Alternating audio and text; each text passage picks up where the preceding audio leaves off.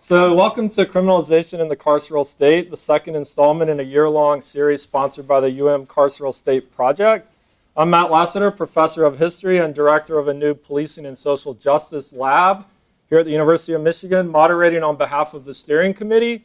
Heather Ann Thompson, Ashley Lucas, Ruby Tapia, Amanda Alexander, also of the Detroit Justice Project, and our project director, Nora Krenitsky, as well. Thanks to the many departments that help make this possible. I won't read them all. They're on the announcements, but especially to the LSA Dean's Office and to the Humanities Collaboratory. The first event we held last month. See a lot of familiar faces who are there. What is the carceral state? With a great discussion live streamed and archived on YouTube, so you can watch it if you haven't already. And tonight's event will be as well, archived that is, not live streamed. Sign-up sheets are in the back. If you'd like to get on our mailing list, you can go to the website for flyers and get information about more events. I want to announce one. The Carceral State Project will host a graduate student workshop on December 7th at noon until 2 p.m. in Haven Hall. And it's called Interrogating Activist Scholarship, addressing the ethics and practicalities of activist scholarship, as many panelists at the first event also did, and providing graduate students with tools to integrate activism with their own research. And you can talk to one of us, Nora Krenitsky over here, can give you more information about that as well. We have 4 more events next semester, starting with containment in the carceral state on January 16th. Hope to see you back then.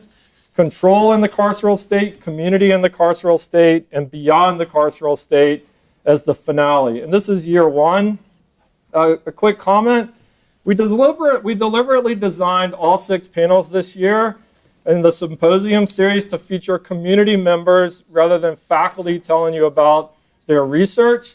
Activists, organizers, attorneys, practitioners, and those most directly impacted, including formerly incarcerated people, except for the rotating moderator who comes from the steering committee.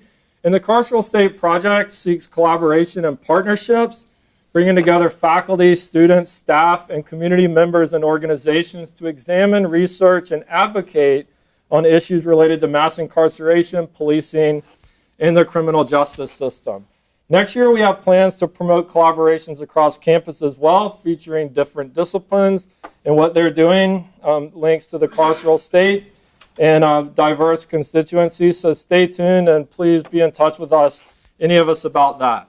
The first event in October, What is the Carceral State?, featured several formerly incarcerated people, attorneys, and community activists who talked very broadly, not just about the state of imprisonment, but about the carceral state's reach beyond prisons and beyond containment alone. And tonight's panel continues this theme more directly with a focus on the policies and practices of criminalization, their relationship to social inequality and social justice, and consideration of solutions as well as causes. And the participants will examine the theme of criminalization in the carceral state expansively. They'll discuss many spheres in which criminalization operates, with the understanding that criminalization operates both through the law and beyond the law, outside the law, and in many cases against the law. In many cases, it's important to point out the process of criminalization involves illegal or unconstitutional actions by the state. In some cases, actual criminal acts by government agencies or law enforcement officials, not just the carceral state, but what you might call the criminal state. In my Policing and Social Justice Lab, for example, this semester, undergraduate researchers are charting how 1/3 of all arrests made by the Detroit Police Department in the 1950s and early 1960s were illegal arrests, so-called investigative arrests, warrantless and unconstitutional, usually based on official racial profiling. That's one form of criminalization. The city of Detroit, in a liberal reform, or at least promoted by liberals, solved this problem by passing anti-loitering and anti-curfew laws to then detain people who had previously been booked under these investigative arrests. This is criminalization through legal processes, discretionary legal modes that facilitated discrimination and inequality and targeted enforcement as they were explicitly designed to do. Today's panelists will talk more about the present than the past, although we've asked them to provide historical context. I'm talking about topics such as the juvenile justice system and the school-to-prison pipeline, selective policing and racial profiling, immigration enforcement, public health and mental health issues, efforts within and outside the systems to reform, how the criminal justice system operates, restorative justice alternatives, and more. And we're particularly excited that the panel includes participants whose work takes place locally in Ann Arbor and Washtenaw County, as well as in the city of Detroit and Southeast Michigan more broadly, often hooked into organizations that are working at the statewide and the national levels. So the format is going to be as follows. I'm asking the panelists I'm not going to introduce them myself, but let them introduce themselves to you. 2 minutes each for self-introductions, followed by 4 minutes each with 3 rounds of questions, which we pre-circulated to the panelists. And that'll leave ideally about 30 minutes for discussion, question and answer with the audience. So we're going to start. We'll go in the order from me to the end of the table. Start with brief self-introductions. I asked them not to be overly modest, to tell us relevant material from their backgrounds, but also about their organizational affiliations, the agendas, and what motivated them to do the work that they do. Thank you. Good evening. Thank you for being here. My name is Maria Ibarra Freire. I am an organizer. Can you hear me okay? Okay. I'm an organizer with We the People Michigan, and then I also organize as a volunteer with the Washtenaw Interfaith Coalition for Immigrant Rights.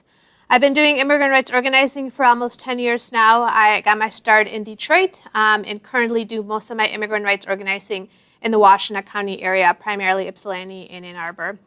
I've been doing this, as I said, for a while. My work in the beginning focused primarily working with undocumented youth and doing college access work. And now it's transitioned to doing emergency response services. So within WICR, the acronym that we have for the Washtenaw Interfaith Coalition, is we have an emergency response line. And we have a system of about 30 trained urgent responders that have been through our program, know how to respond to an emergency. And I'm, along with 3 other organizers, manage and staff this ongoing system that is run 24/7 completely by volunteers. Last year, we led an organizing campaign to win 3 non-solicitation ordinances that would not ask undocumented people about their immigration status. So one was in Ypsilanti, the other one in Ann Arbor, and the last one in all of Washtenaw County.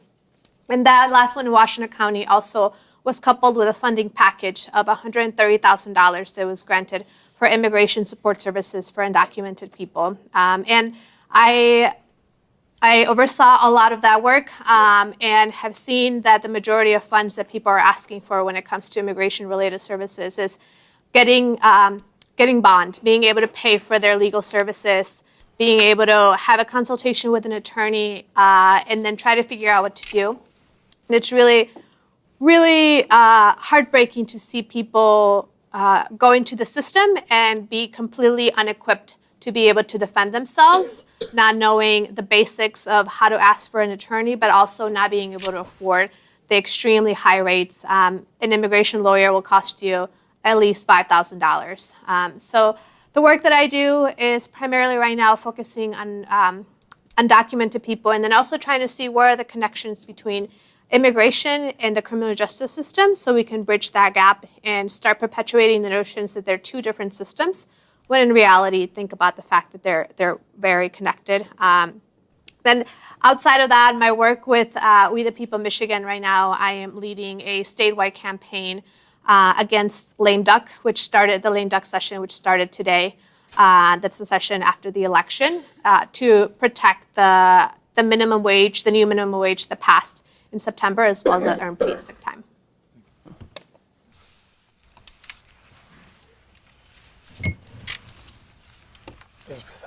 My name is Mark Fancher, and my job title is staff attorney with the Racial Justice Project of the ACLU of Michigan. I'm not going to give you my resume, but I think that psychologists have observed from time to time that what happens to a person at about age 9 or 10 very often influences the rest of their life. When I was that age, Dr. King was assassinated. Tommy Smith and John Carlos put their fists up in the air in the 1968 Olympics. Many cities went up in flames. My uncle was beaten half to death by police. The world was exploding and it seemed to be coming apart. And it certainly had an impact on my thinking at that age. In the course of my adulthood, I've had the opportunity to do a great many things. I've had the opportunity to represent grassroots activists in connection with many campaigns. I've represented and counseled families who have been targeted by racist violence. I've represented large numbers of workers who have been the victims of unannounced plant closings. I've had the chance to work with community groups that have been involved in economic development. I've had the chance to work with any number of people who've been the victims of employment discrimination. I've had the chance to work with people who have been the victims of police misconduct and police violence. And it goes on and on and on. And so sometimes when people hear that, especially students, they say that, what do I have to do in order to get jobs that will allow me to do that? That's the wrong question.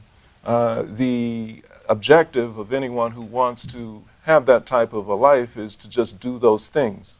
And if you do those things, then people will come and they will look to try and pay you to do it. So that is always my advice to students.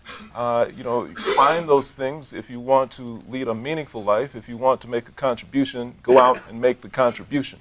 And then the rest will fall into place. Good evening, everyone. My name is Derek Jackson. I'm the Director of Community Engagement at the Washtenaw County Sheriff's Office, so right here in Washtenaw County. I think in a nutshell, I'm a social worker who became a police officer who now helps to run a law enforcement agency, so kind of, put that perspective on. I'm happy to talk after this about that whole path to where I am now. But every day I get to really work in that intersection of social work and criminal justice.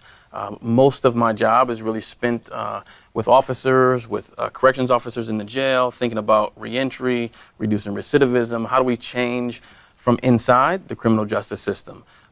We often say our little tagline is around, for community engagement anyway, we are all the things that are the alternatives to traditional policing. And so a lot of what we try to do is to focus on those alternatives. There's a number of different things I could say that kind of the proud moments at the Sheriff's Office. But I think here in Washtenaw County, we're doing some things that no one else around the country are doing. And I'll just give you one. We actually hire folks coming out of jail or prison as what we call our peer outreach workers. So they're literally become employees of the Sheriff's Office, not as informants or people sweeping our floors, but literally experts on community. A part of our mission, which I think is kind of social work language normally, is creating public safety, providing quality service, and building strong and sustainable communities. And I think what we realized in the beginning is you can't actually build strong and sustainable communities if you're not really connected as a part of the community. And so our outreach team, literally, I said, are folks who come out of the system in some way, who are employed by us to be those experts in the community and to help us make connections in ways that we haven't made in the past. When we started this work about 10 years ago, when Sheriff Clayton got elected, he actually said to me, he said, Derek, because I was a social worker at the time, I had this idea to take a community person and teach them about law enforcement to help run the agency versus what traditionally happens in law enforcement. You take the community officer or the person who's good with people internally and you teach them about community. So a big part of our philosophy is flipping the system upside down. So I'm happy to share a lot of stories as kind of answer some of the questions. But in a nutshell, that's what I get to do every day, is really bridge that divide, or at least attempt and work towards bridging that divide.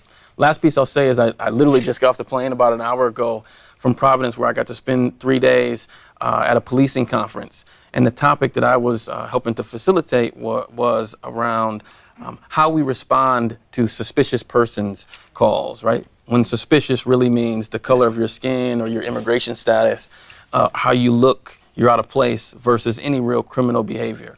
And I bring that up in this context because that'll be some of the examples I use, but to know that these conversations are happening amongst the law enforcement officers. And I think it's things like these, but also some of the things that happen out in our streets and really pushing law enforcement to really think introspectively around like what's actually going on in the criminal justice system and how law enforcement and police in particular are a role in that and play a role. So I have a lot to say, so I'll stop there. But I just think of police, the potential is that police can be much more than just an arrestor. They can be a problem solver, and that's a part of what my job is here at the Sheriff's Office. Good evening, everyone. My name is Erin Keith. I'm the Youth Legal Services and Empowerment Attorney at the Detroit Justice Center. The Detroit Justice Center is a startup nonprofit that launched in April of this year. Our tagline is partnering to create just cities. And so some of you may say, what does it mean to have a just city? Well, we believe that cities can't be fair and equitable and accessible to everyone unless we remedy the impacts of mass incarceration on our communities. And so we come up with innovative lawyering and strategies to make sure that returning citizens and those who have just, had any interaction with the justice system truly have access to restarting their lives and benefiting from everything that cities are supposed to offer. In terms of how I got into this work, it's kind of a personal story. From as long back as I can remember, there was someone who would always call my house collect, and my routine when that would happen would be to pass the phone to my father and be like, he's calling, like, what do you want me to do? I never really engaged. And so one particular day I answered the phone and I knew who was calling. It was my cousin who was incarcerated. And my father wasn't home, and my plan, I was probably 12 or 13, was just to tell him, hey, my dad's not here. Like, I'll tell him to give you a call back or for you to call back at a later time. And, I actually ended up having a conversation with him, and I realized that we both ran track when we were in high school, and we both had so many things in common, or we both had an interest in running track.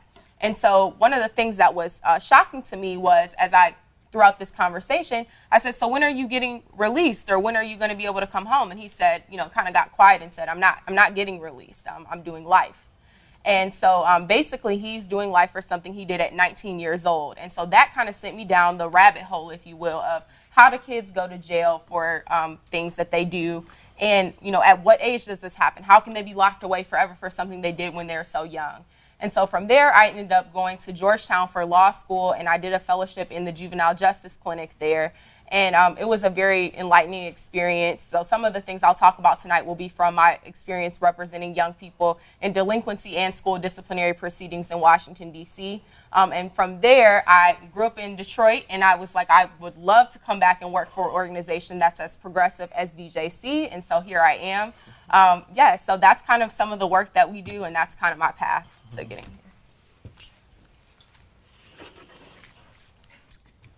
Hi, my name is Joe Summers. For the past 31 years, I've been the pastor of the Episcopal Church of the Incarnation, which is a congregation that was started by people who wanted to do justice and advocacy work, and which in its first year decided to focus on criminal justice reform and reaching out to people in prison because of people's concerns for racism, classism, poverty, systemic poverty, and the fact that we had so many jails and prisons located close to us.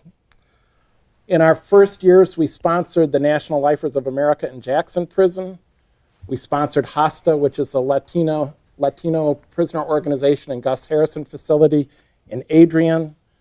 For 10 or 15 years, we led weekly and then monthly Bible studies at Huron Valley Women's and Scott Women's facility as a way to sustain spiritual community among the women. And then we pushed for community corrections as an alternative to incarceration for nonviolent offenses and supported people in their transition back into the community. Later, we helped set up the Michigan Prisoner Reentry Initiative in our county, and for 10 years I served as its community co-chair. And it's important to know about this program because it was one of the most successful de-incarceration programs ever in the world, ever in history. Over the course of something like 4 years, the prison population in Michigan declined by 20%. That's 10,000 people, while we significantly reduced recidivism at the same time. Perhaps in response to these incredible results, the Department of Corrections cut our budget by 60%. When it became clear that we no longer had a program that could be really successful, I left to begin working with Friends of Restorative Justice to try to move our county towards a county-based restorative justice system, and I'll be talking more about what that means. Thank you. Thank you to all the panelists for that. So the first question, and I asked everyone to talk for 4 minutes. Criminalization can be defined as discretionary. Criminalization is not the same thing as crime, as I think everybody knows. Discretionary and discriminatory processes by which individuals, groups, behaviors, particular communities are transformed into or portrayed as criminals. This generally involves selective and inequitable processes through which legal or previously non-criminal actions are policed and governed as crimes. I'm speaking in the passive voice here, which is a huge violation for an historian, because I want to give the panelists the opportunity to put the details in. And so the first question is to please discuss one case, encounter, or experience from your work that most vividly demonstrates the processes of criminalization at work. And you may choose to keep the identity of anyone anonymous, of course, in this answer. So, Maria? Yes, thank you. I'm going to start by breaking the rules. I'm going to share 2 cases, but I promise to keep it brief. The first one that comes to mind is about a month ago. I gave a ride to I'm just going to call him client for the sake of it, a Wicker client, to go check into Detroit. He had been pulled over by Immigration Customs Enforcement, also known by ICE, on the way to work. He had never had an encounter with them. They happened to pull him over. We think that he had been surveilled, and they were following him. So he was pulled over, he was detained, he was able to get out, and now as an alternative to being detained, he had to go check in with a company that's contracted by ICE to provide an ankle monitor and have some kind of surveillance where he has to go and basically show that he's still around, that he's not escaping. So I drove him to Detroit, I dropped him off. After his appointment with this company, he was able, I think it's called ICS, something like that. I picked him up and we were driving on the way back and he was explaining to me what happened. And it was all very, very routine in a kind of like a scary way. It wasn't directly with ICE, it was with a third party. And they put an ankle bracelet on him. They also require that he had to go visit, had to go check in with immigration every other week. This is also important because he can't drive. He can't legally drive in Michigan. You don't have a driver's license if you're undocumented. So requiring him to go check in to this company an hour away is difficult. He was also require someone from this company who's going to go check in with him every Monday between the hours of 8 a.m. and 5 p.m. And he had to be there. He had to be in his house. So they were going to go show up to his house to make sure that he was there. And he was just in complete sort of like, what is happening to my life? I'm going to have to either change my job. Something's going to happen because I can't work all day Monday. So that was someone who had no other criminal experience. And I mention this only to say because there's often within immigrant communities this understanding that this divide between who is criminal and who isn't. And there is this sort of belief that undocumented people don't deserve this because we're not criminals. And we perpetuate this message is actually very hurtful to communities that have been impacted by the criminal justice system. And this need for us to compare ourselves to other communities really is a divide and conquer tactic that is very hurtful and it's a sign of racism. So this is one case.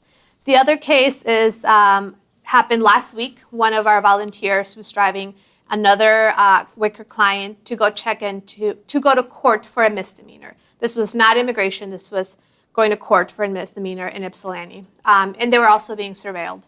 And they followed them, and they were pulled over on the side of the road, and then detained this young person and arrested him and took him to ICE, or took him to the ICE office.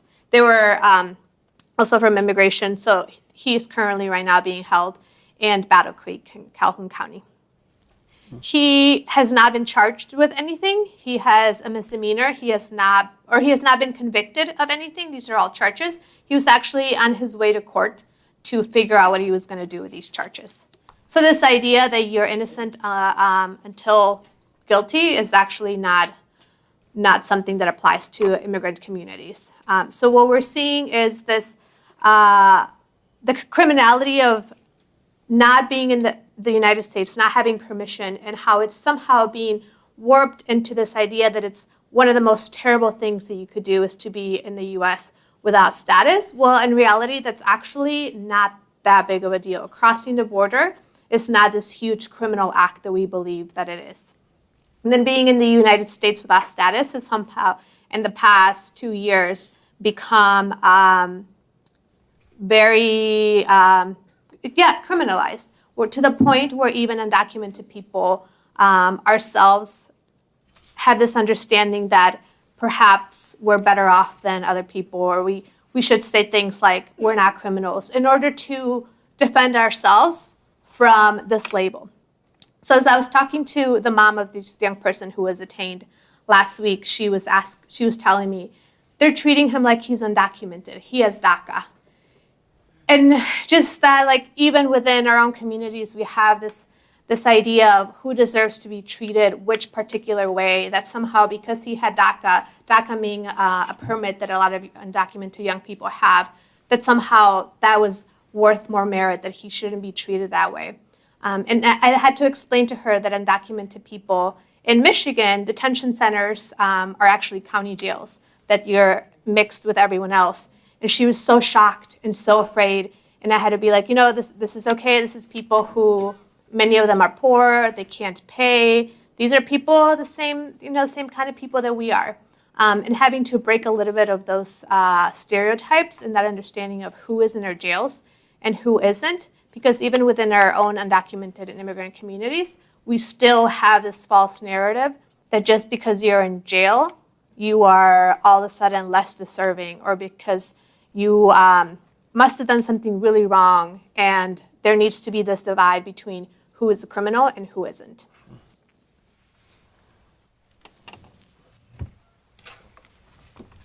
Well, if she can tell 2 stories, so can I. Well, the first one actually comes out of Saginaw. In recent years, all of us have had the opportunity to see far too many contemporaneous video records of police violence. I've seen lots of it. I mean, that's part of my job to look at that stuff. But I say without qualification that the absolute worst of all of them happened right here in this state, in Saginaw, in 2012. It involved a 49-year-old homeless black man named Milton Hall. And he illustrates how disabilities can be criminalized. He had been a civil rights activist in his youth, but developed mental illness. And on one particular day, he had an argument with a cashier in a business. He stormed out of the business and went into a completely empty parking lot and began a rant. He was screaming at the sky. He was waving his arms, but there were no people. No one was anywhere close to him. There was no property anywhere in his vicinity for him to destroy. He was on a rant. The police were summoned. I can't recall, between 6 and 8 officers showed up. They took positions that were at least 25 to 50 yards away from him. They stood watching him for a good while. But at a certain point, they came up with the brilliant idea that they should take a canine and loosen the leash so that the canine would approach him and start snapping and barking at him. At the point that the dog began to do that, Milton Hall pulled out a pocket knife and began to wave it around, and he started screaming at the top of his lungs, "Let the effing dog go, I'm not afraid of the dog." They pulled the dog back in, and then the officers present pulled out their rifles, took aim, and unleashed dozens of rounds into this man's body in full view of the dash cam, the dashboard camera, and live and in living color for all to see. They continued shooting even after he was on the ground. Now, this firing squad execution of this helpless and ill man is crime enough. But what the state did to him was even worse. because the county prosecutor conducted an investigation and within a day or two decided that no charges would be brought against the officers because they were acting to defend the life of the dog. The U.S. Department of Justice began an investigation which lasted more than a year. And at the end of that investigation, they came back and said that they were not satisfied that they would be able to meet the standards that were required in order to get a conviction for criminal civil rights violations. We had numerous exchanges with the Justice Department over this, and I even took it to the Inter-American Commission for Human Rights. And unfortunately, in my opinion, they did not even show any real interest in this.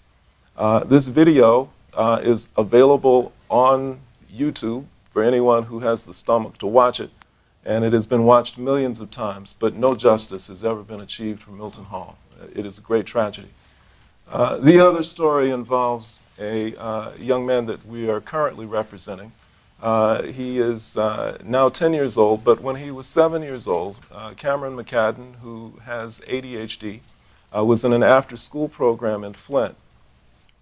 He was having an episode. He was running around on the bleachers, according to reports, and stomping his feet and doing some other things, things that pretty much any 7-year-old child would do from time to time. In fact, those are things that I do from time to time. Right? But in their wisdom, the teachers that were present called the police. And an officer arrived and saw this child acting out, and then placed the 7-year-old little boy in handcuffs. It was only then that his mother was called. When she was told that her child was in handcuffs, she dismissed it, thinking that since it was near Halloween, maybe this was part of a costume or some game that they were playing. When she arrived, she began to spit bullets, and she began to demand that they take her child out of these handcuffs, and they could not remove the cuffs because the officer did not have the key. And so this child was allowed to remain in the cuffs for a full hour before he was finally released. And so those are two examples of how disabilities can be criminalized in the United States of America.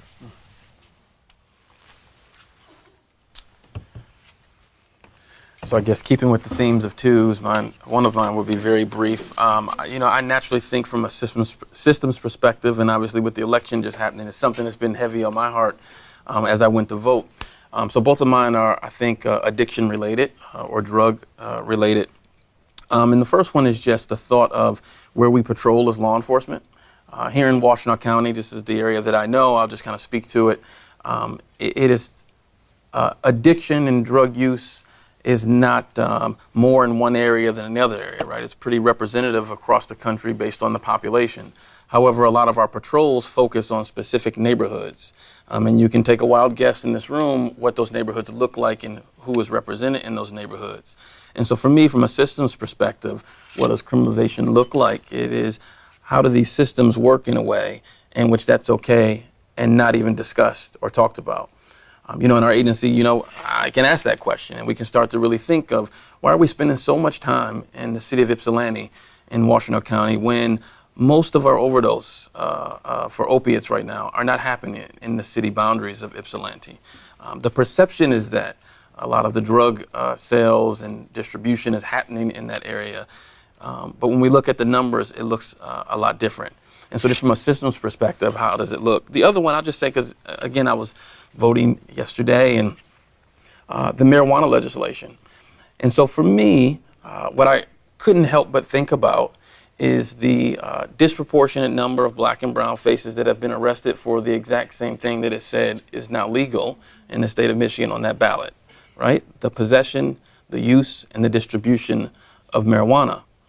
And whether you voted yes or no, that's not part of why I bring it up. It's just the idea or the notion that for years, black and brown folks have been locked up for those very same things. And now, overnight, boom, folks are being made wealthy off of that very same language.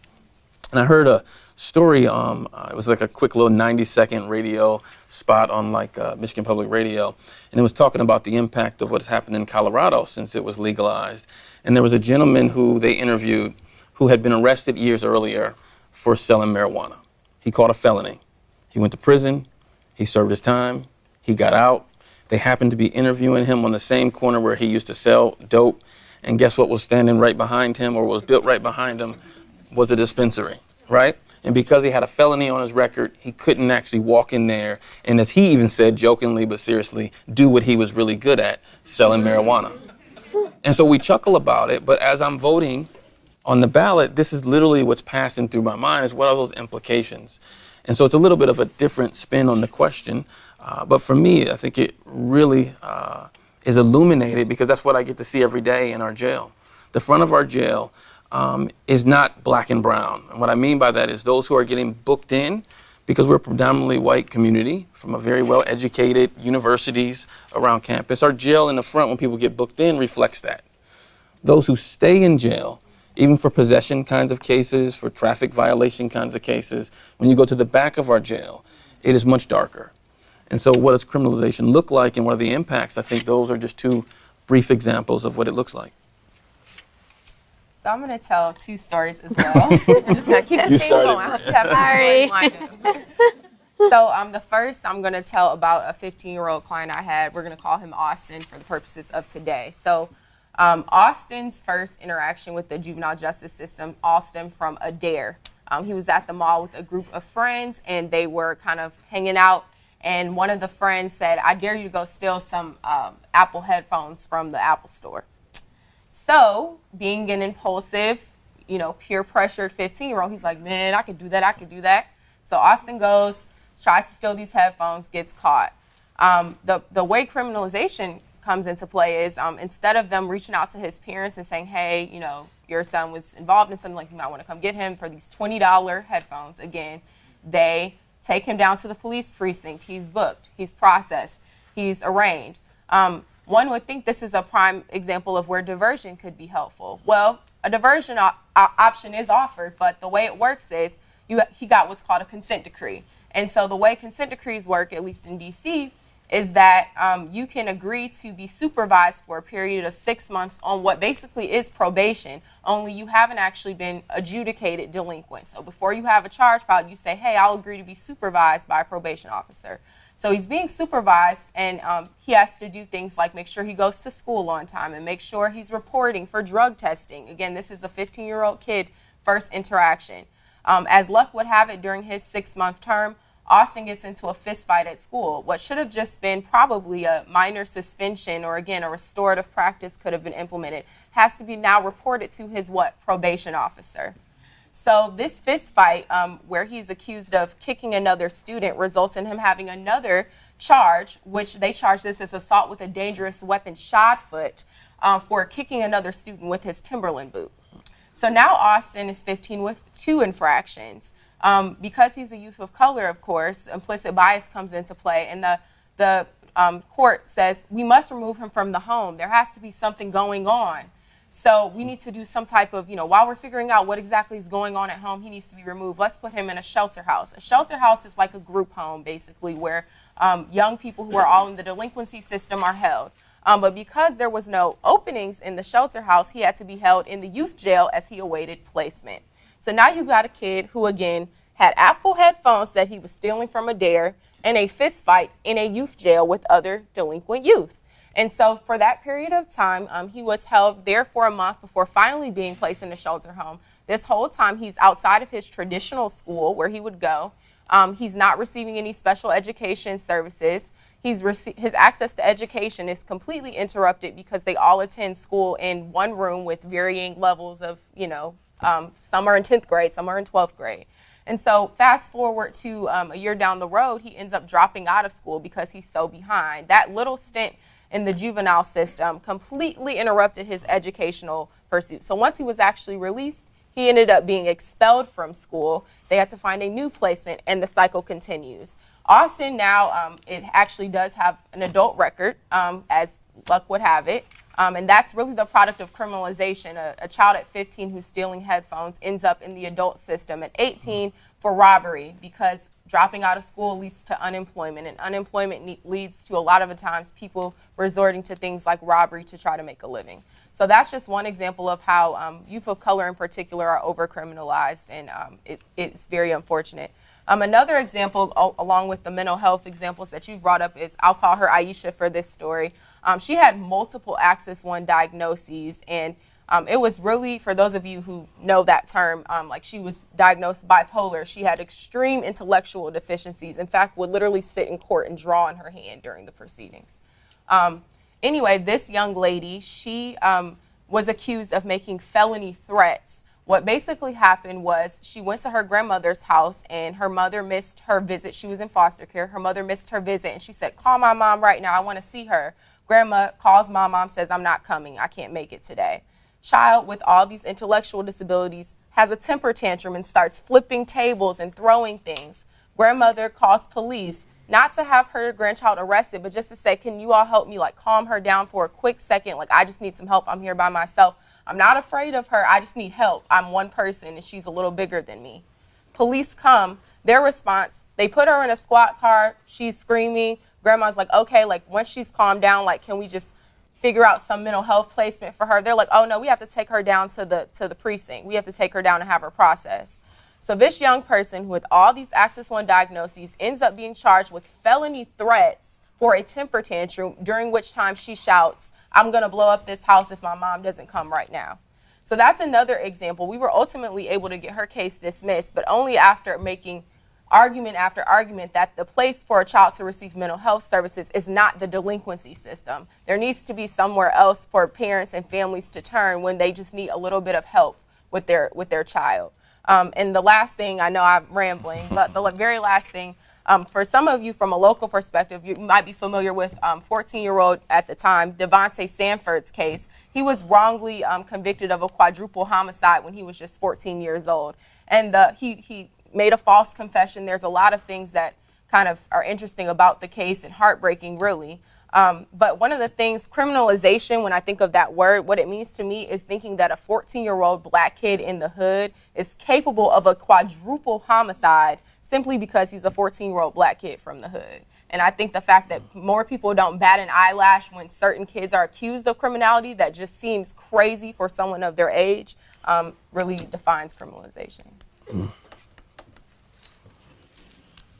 I'm not going to bring up two cases. Take it a slightly different direction. And that's to talk about this issue of criminalization. And I want to relate this to the issue of proximity, because I think all of you have been affected by all the propaganda that stigmatizes people when they're labeled criminal. And by the way, speaking of the criminalization of mental health, our sheriff likes to say that the county jail is our largest mental health facility in the county. And that's literally true when you're talking about the criminalization of mental health.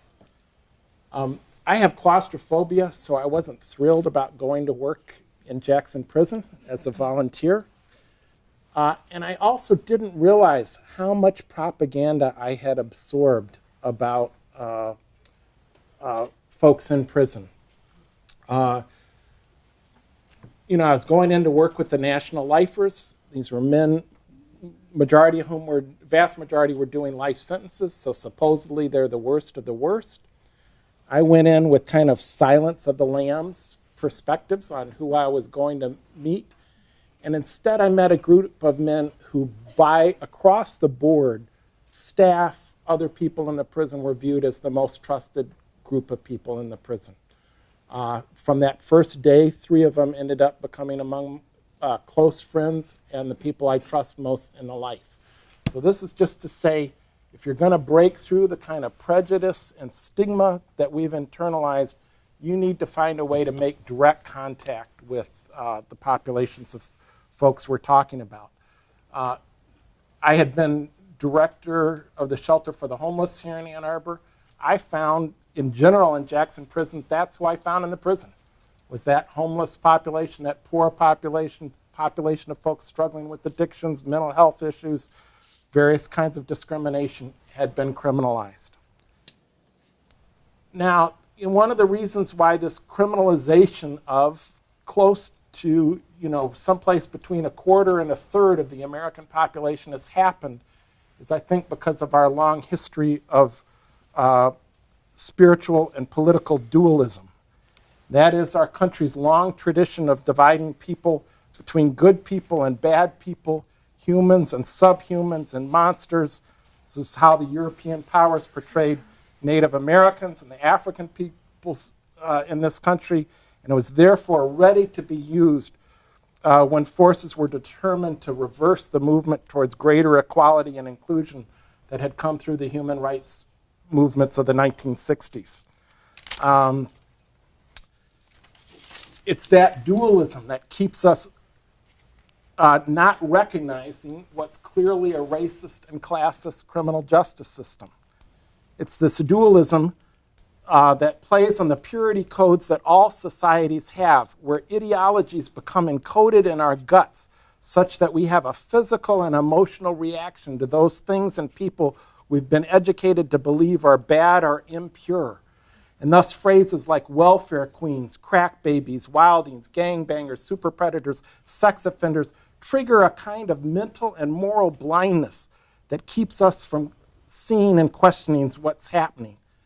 And just the last part of this, so I just want you to take that term sex offender and see how it makes you feel. Do you feel this kind of hardening and inner closing? That's what happens when we other people.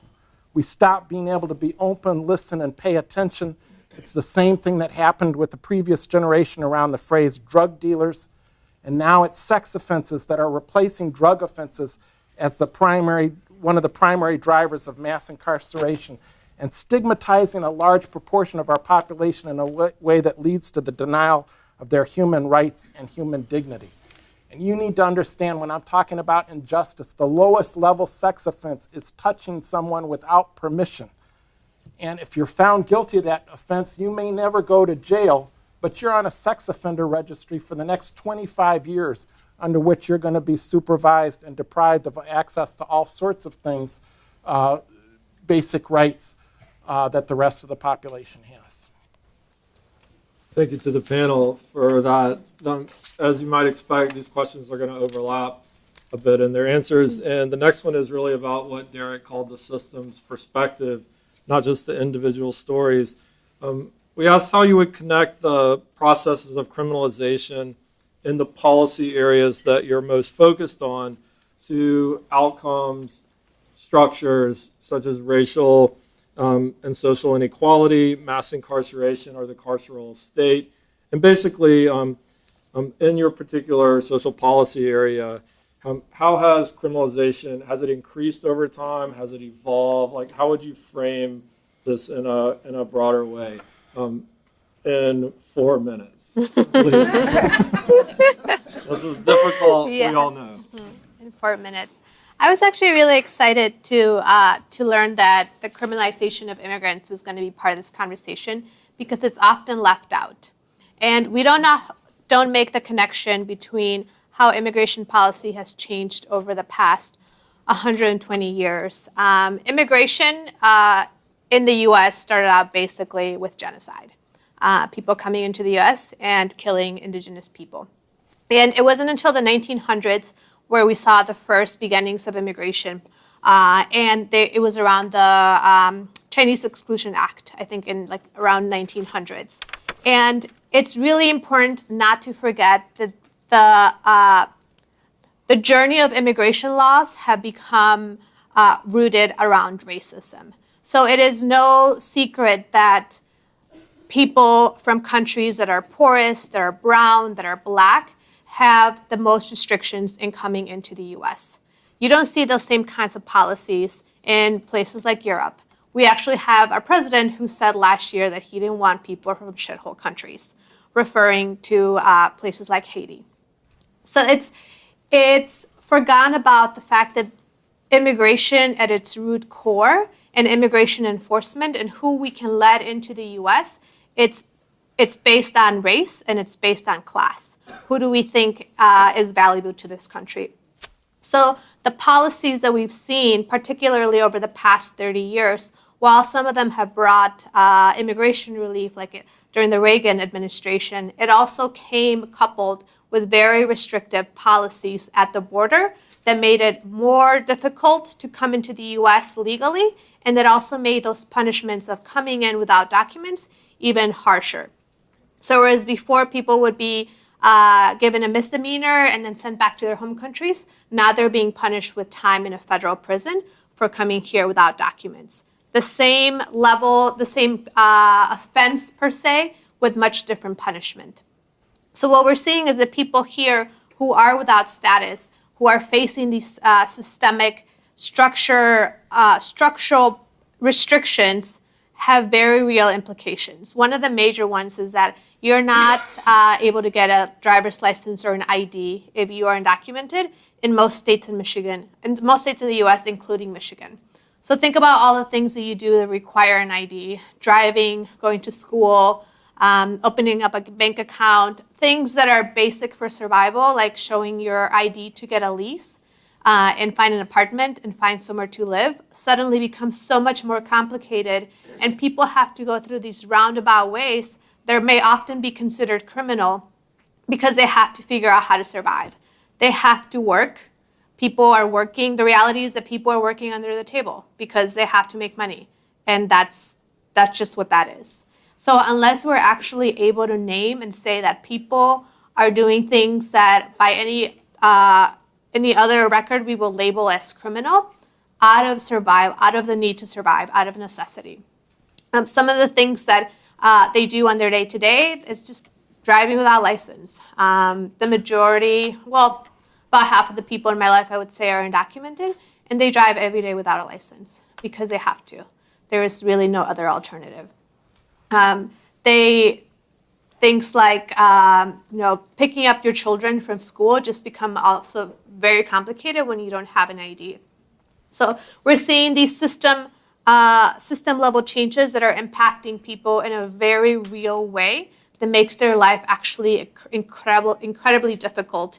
And we see that these policies are intentional, and they're coming down with this narrative that if we can make it difficult enough for people to be in the United States, maybe they will leave, or maybe they will self-deport. And this is actually policies that people are creating. We actually, a week now, on November 15th, Mark Krikorian, who is a director for the Center of Immigration Studies, will be speaking at Washtenaw Community College, and he was the one that's credited with this idea of self-deportation, where if you have policies that are stringent, that are harsh, that are hurtful enough, maybe people will self-deport. And those are the kinds of things that we're pushing down the pipeline, particularly with the past or the current administration. Well, it is a question that requires more than 4 minutes.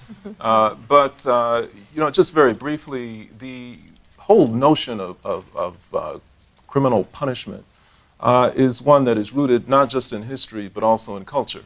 And just briefly, if you look at the fact that in many traditional African languages, there is no word for jail or prison because they never had one. The same is true for many cultures around the world. And if you look at restorative justice, restorative practices, those are based on the ways in which many traditional communities dealt with those who engaged in behavior that, for lack of a better word, was quote-unquote deviant. So we have to look at the European origins of this whole notion of jail and prisons and that type of thing. But more specifically, we also have to look at the role of police. Contrary to the popular culture notion of what slavery was like, where you had, very happy darkies in the cotton fields singing spirituals and just trying to figure out how they could make massa more happy. The fact is, if you look at the contemporaneous records that were compiled by John Hope Franklin and a co-author in a book called Runaway Slaves, you'll see that the enslaved population was a population that was at war against its oppressors. At every opportunity, it was burning the crops, breaking the farm equipment, running away, trying to kill the master, trying to put poison in his food, organizing insurrections on a daily basis, and it terrified the slave owners. And as a consequence, they were responsible for developing the model for what became the police department. In early America, law enforcement was carried out by a constable or a sheriff who would deputize people when needed, but the idea of having a department was born in the idea of slave catchers, slave patrols, paddy rollers.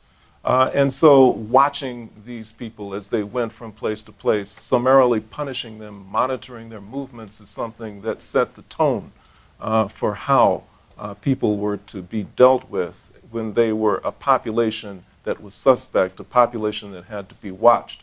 And so, even in the North, during the slave era, you had the birth of something called the American Colonization Society, which was formed by white workers who were very concerned about the competition that free blacks were giving them with respect to jobs and economic opportunities, and they began a campaign to repatriate these people to Africa.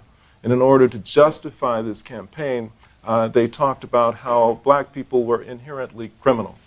And in order to prove it, they, in complicity with law enforcement, would round up people on spurious charges just for pretty much anything, including things like vagrancy and loitering and things like that.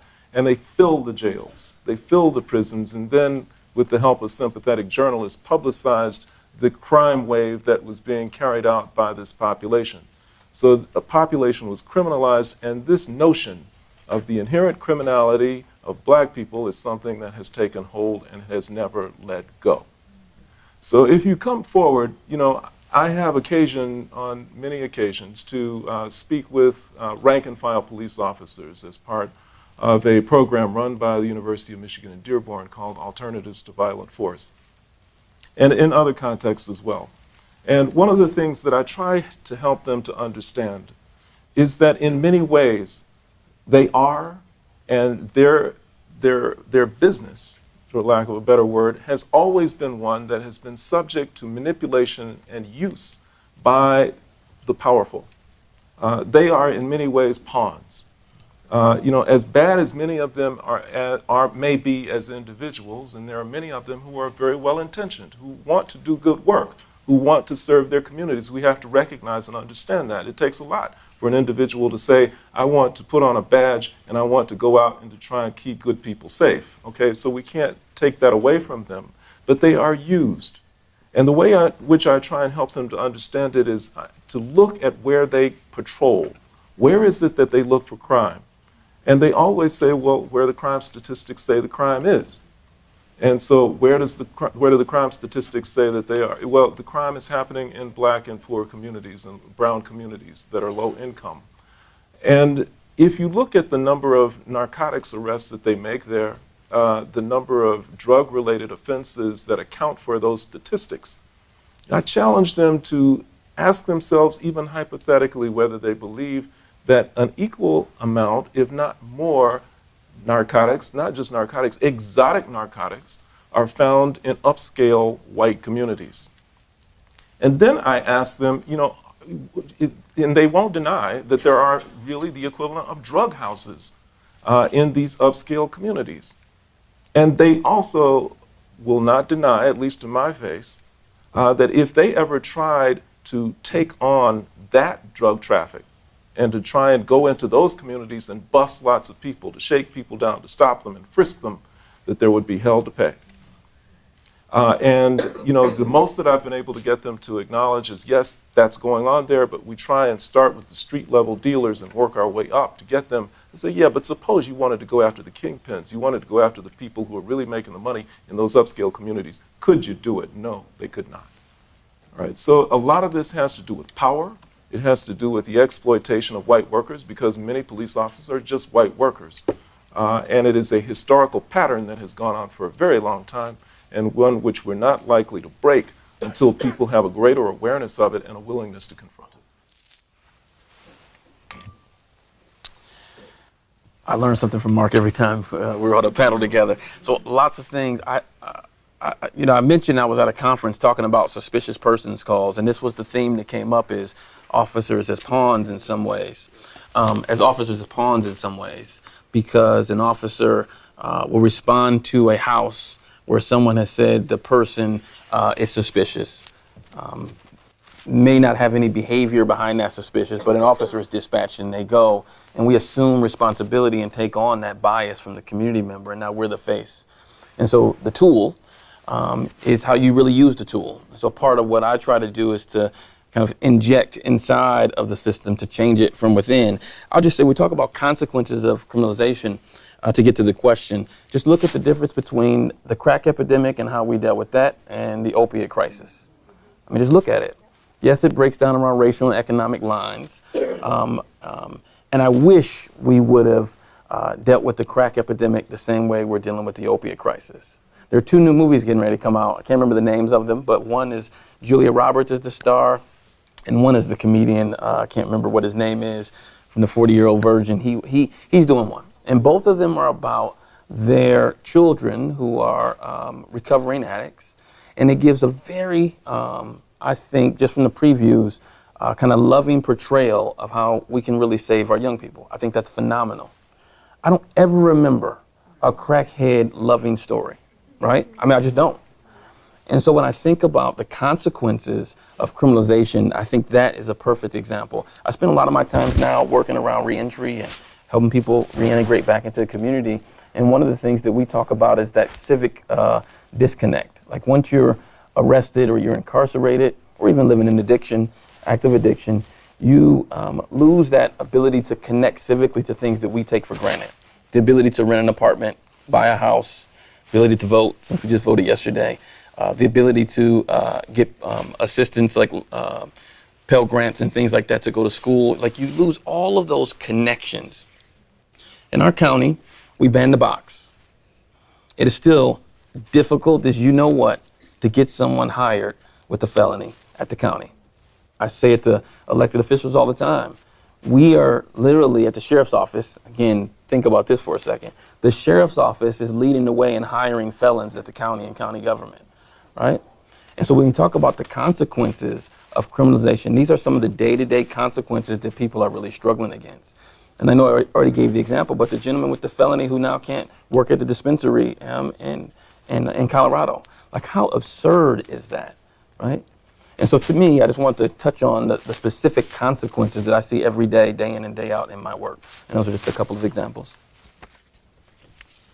So in terms of the systemic aspect of the school to prison pipeline and kind of just how criminalization and mass incarceration lead to racial inequality, one of the major things I would think of is the super predator era. And so juvenile courts have always had the goal of rehabilitation, but that changed a lot during the kind of tough on crime era, where youth were seen as being just as capable and culpable as adults, despite developmental research to the contrary. And so that kind of transitioned later in the 90s into the Columbine era. And so what you saw, and this was an interesting statistic that I found, is that after Columbine High School shooting in 1999, the number of police officers based in schools ballooned. Only 10% of public schools employed police officers in 1997, but by 2014, this number had increased to 30%. Similarly, after the Sandy Hook Elementary School massacre, the Obama administration funded a grant program providing federal dollars for schools to hire cops. So that's just a prime example of how we've kind of transitioned from thinking of kids as someone who could be rehabilitated and things like that to being someone that needs to be over-policed, and that we need to have police presence in schools for kids to be safe. Interestingly, despite the fact that most of these school shootings happen in suburban school districts historically, racial bias leads more police to be added to schools in urban areas because, of course, that's where the crime is. So this translates to the school to prison pipeline for youth of color because it changes what happens after a student breaks the rules. And the increase of police presence in schools, of course, increases the use of police tactics in schools. So you see the young girl flipped out of her chair for talking back. You see kids being tased at school. You see kids being handcuffed during school. There are crazy things that happen, and these are all the use of police tactics. Kids being pepper sprayed. There are all sorts of things. And so the presence of a school resource officer not only makes it more likely that a school will refer him or her to local law enforcement, which can lead to a criminal record, But it also makes it even more likely that a child will confess to a crime at school. Kids can actually be questioned at school. I have friends who are teachers at schools, and they actually have a jail cell on campus, on their school grounds. So where you have situations where literally kids can be processed at school, can be questioned by a police officer at school, that necessarily is going to lead to criminalization. And when you have more police officers in the schools than you do social workers, that's a major problem that's going to lead to criminalization. So for me, I think we need to recognize that our criminal justice system has become one of the major mechanisms for perpetuating the caste system in this country. Last week, Reuben Miller, who was a professor here in the social work school, described how what Martin Luther King had called the other America has become the supervised society. And such that as the result of the expansion of what are considered crimes, the increasing severity of penalties, and the harshness of how we treat those who commit crimes after they're released, Miller points out that the 2 million people who are incarcerated in our state prisons are but the tip of the iceberg of this world. Because we need to add to them the 4.7 million people who are on parole or probation at any point in time, the 12 million people cycling in and out of our jails each year, the 19.6 million people who have felony convictions and are therefore subject to all kinds of discrimination, the 79 million Americans who have a criminal record that may leave them subject to one of the 48,000 laws, policies, and administrative sanctions that bar people with criminal records from full participation in our society and culture. 79 million people, that's 1/4 of our population. 39% of white kids and 49% of black kids or of youth under the age of 23 will be arrested by the time they turn 23 for non-traffic violations. This means they'll have gone through the violent, dehumanizing, and alienating experience of being arrested and having others take control over your body. What kind of society are we in that treats half our kids as criminals? And it's important for us to recognize that the creation of this system has been a bipartisan, Republican, Democratic effort. The largest expansion of mass incarceration in Michigan occurred under Democratic Governor Blanchard, who built 28 new prisons, costing $50 million each to build, each with $10 million a year operating budgets, and afterwards we had the same amount of prison overcrowding as we had going into this building spree.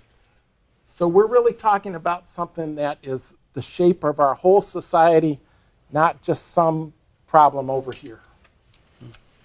Thank you. The final question, as you might guess, is about solutions after a brilliant discussion of causes in about 4 minutes each. And so the question is, how is your organization working to combat over-criminalization? And what possibilities and what obstacles would you identify for policy transformation in the present and the near future?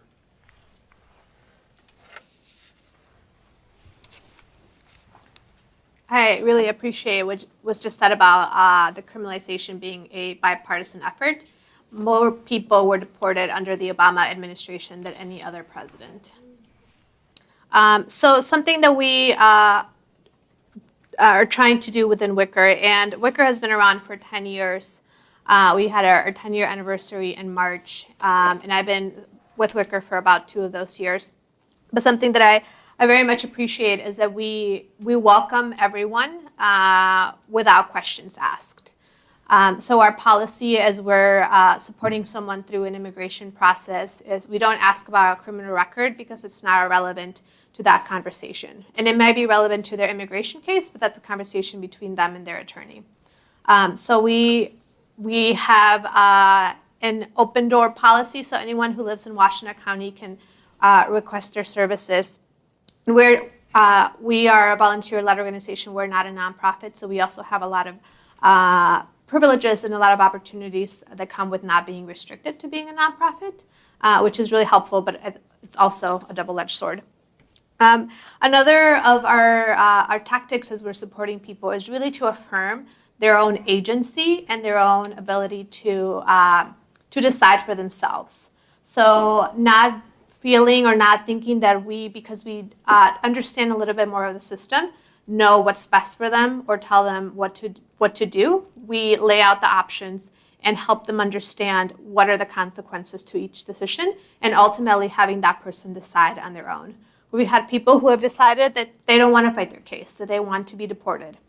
We've had people who decide that first they perhaps do, and then maybe they don't, and then the next day again, they decide that they want to fight their case, and being able to understand and be witness to that process and know that it's really confusing and really complicated, and supporting them as they're trying to make really intense, life-changing decisions without being condescending, without having this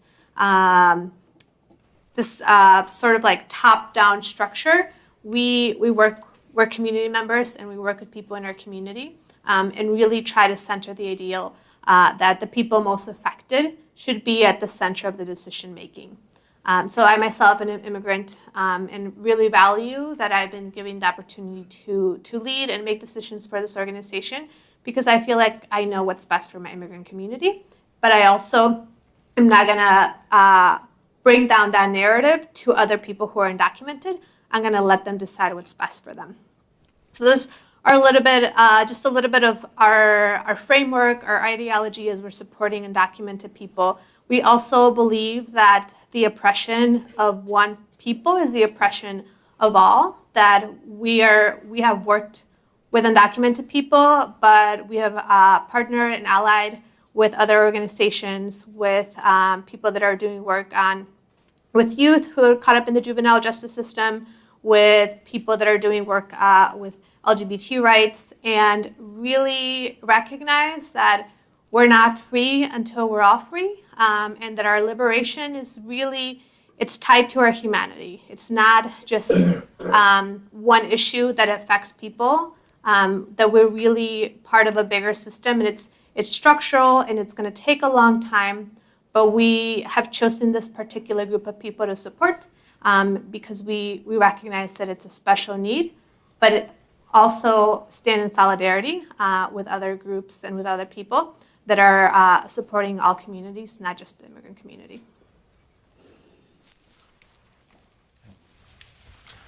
Well, the concern about mass incarceration is quite broad, and there are many organizations around the country and even here in Michigan who are focused on it. Many of them focused on component elements of the mass incarceration problem. Whether it's bail, prosecutors, conditions of confinement, reentry, sentencing, all of these things are important areas to focus on. There is a collaborative, it's called the Michigan Collaborative to End Mass Incarceration, or MySIMI, which is a very broad collaborative of organizations working on these and other issues. The ACLU nationally has something called the Smart Justice Campaign, which follows this model and attempts in many ways to try and systematically deal with some of these component elements of the mass incarceration problem. My own individual critique, and I'm speaking only for myself, not for the organization or any organization, is that while addressing the existing structures that make up mass incarceration as an institution is a good thing and can lead to some reforms and some improvements, in order to really resolve the problem, I think that we have to go where it starts, and that's on the street with the police. All right, because that is really the gateway to the criminal justice system. And the fundamental flaw that I see with policing is that the police have, as they always have been, regarded by the powerful as the people who take care of those people, take care of the others, just go take care of them. Just keep them out of our lives, keep them out of our way. That is your role.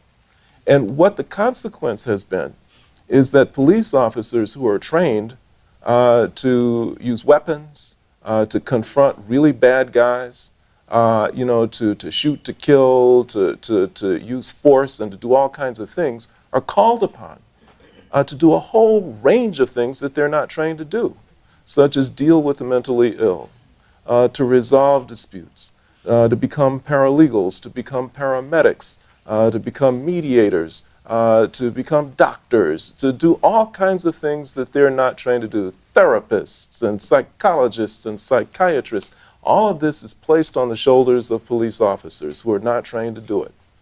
And so what the result is absolute and total catastrophe, because they're placed in situations from day to day which are real life situations. Most people, the overwhelming majority of people, are not psychopathic, pathological criminals. They are people dealing with real life problems. They're upset with their spouse. Their kid is acting out. Somebody decided to experiment with drugs when they really shouldn't have, and they're on a bad trip. I mean, there are all kinds of things that happen, and police are the ones who are sent in there to do it. So what I think needs to happen is that there needs to be a reconceptualization of this whole pot of money that's used for policing, right? Right now, all of it goes to police, and they say, go do your police thing. I think in the absence of additional funding, that pot of money needs to be used to reduce the number of people who are on call to deal with violent crime. And some of that money needs to be used to hire people who are psychologists and therapists and mediators and nurses and doctors, and to have them on call to be sent into situations that require those kinds of specialized, that type of specialized expertise. So that when you got somebody acting out, don't call the cops. Call somebody who's a mediator. Call somebody who's someone who's skilled, a therapist or a psychologist. Have them go in there and do it. And not only are you going to reduce the incidence of criminalization and violence and all of those kinds of things, you're actually going to solve some problems. So Mark and I, obviously kind of outside a police agency inside, but really I think very similar on some of these issues, and I'll give you some examples. Because the question is like, what's been done here at the sheriff's office in my case. So I know I say his name a lot, but Jerry Clayton, if you have the right type of leader with the right type of team around that leader, you can do some pretty amazing things in law enforcement, even within limitations around the system. I really feel like I've kind of stumbled upon something. I was just telling a whole bunch of social workers this the other day, like, I can't yell about it loud enough for enough people to hear it and to see it and to understand it, to perpetuate it. And what I mean by that is, if we can switch, this is kind of what Mark was saying, the notion of law enforcement only being there to arrest people, to switch it to be law enforcement there to help solve problems and to be a service organization, to provide a service to people. I feel like that's a big chunk of what we've been trying to do in our agency to change the culture. And what it looks like is then, instead of me only focusing on arresting the homeless person because they're loitering and I keep getting the same calls over and over, I ask the question of like, wait a minute, why is this person homeless, right? What it looks like, instead of us spending time in the downtown corridor arresting prostitutes and doing prostitution stings, is we start to ask the question, wait, what would make somebody do this?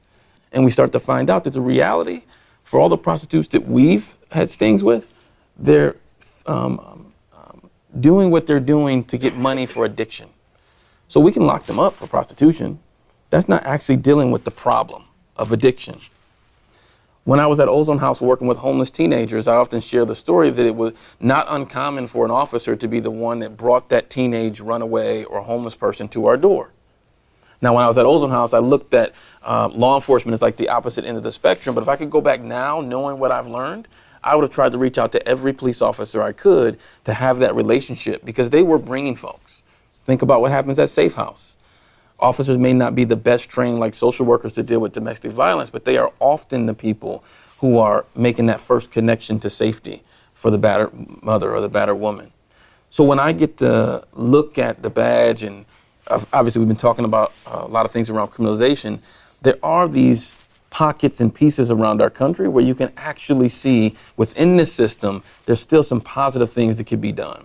So with good leadership, yes, with training, who you're hiring, the kinds of competencies you bring someone in, even around immigration. We don't necessarily do every single thing that Wicker would want us to do around immigration, but Wicker literally helped us write our immigration policy. So having a sheriff that's willing to invite Maria and the group in to say, teach us about immigration, doesn't happen all across the country. It happens here in Washington County, and I think it is an example of what's possible if law enforcement, once again, stopped thinking of only arresting people and started thinking more around what's the services that we can provide. One other quick example, which again, I think Mark alluded to it, around having this pot of money that can actually be used for other things than just enforcement. So in Washington County, voters passed the public safety and mental health millage. So we haven't collected those dollars yet. We haven't used those dollars yet, but lots of conversation around what's going to happen. Not just to hire more officers, yes, diversion stuff, but all this other conversation around community mental health and how do we start dealing with individuals before the police are even called. So again, in Washington County, I think that was able to happen because we have law enforcement leaders who think differently about the work that gets done. And so voters kind of, I think, feel that. And the last one that I will mention is CMH, Community Mental Health. They did start a 24/7 crisis line for officers. So officers, it's not that they don't care about mental health. But when you're responding to the same call over and over and over, and you're getting back out to the road, and you're coming over, and you don't know what to do, and you've not been trained, again, what Mark was kind of talking about, give them a tool that works, and they will use it every time. So our officers are calling that 24/7 crisis line and getting mental health workers showing up at the door with them all the time because it's a service that works. And they know they don't have the skills. They don't want to be put in this situation. They know that they arrest them, they get right back out, they get rearrested. And when you look at our jail data, as far as the recidivism rate, the number of people who come in and out, 6 or more times, 11 or more times. If you're coming in and out of our jail 6 or more times, you're not a violent offender, right? You're there for lower level, non-violent things. And when we started to ask the question, not how do we just lock them up, but why is someone coming in here 11 times? Just simply asking that question, thinking about the problem versus just housing someone, it really starts to flip what we see as our role. So I just wanted to say that I know we're talking about, and sometimes there's some negativity that comes around police on the street, but I really do get to see, it's not easy. I'm not trying to paint this perfect picture. It's not a panacea. But there are some ways to shift the paradigm. So when folks put on the badge, they see their role differently than only arresting people. So I think in the context of juvenile justice, you mentioned policy changes. There are a couple major things that jump out at me. First is the growing campaign in Michigan for the Raise the Age movement. How many of you all know that in Michigan, we're one of 4 remaining states that automatically charge 17-year-olds as adults for any offense? Automatically. A lot of people do not know that. And what's shocking and most, terrifying about it is that most of the people who don't know it are the 17-year-olds.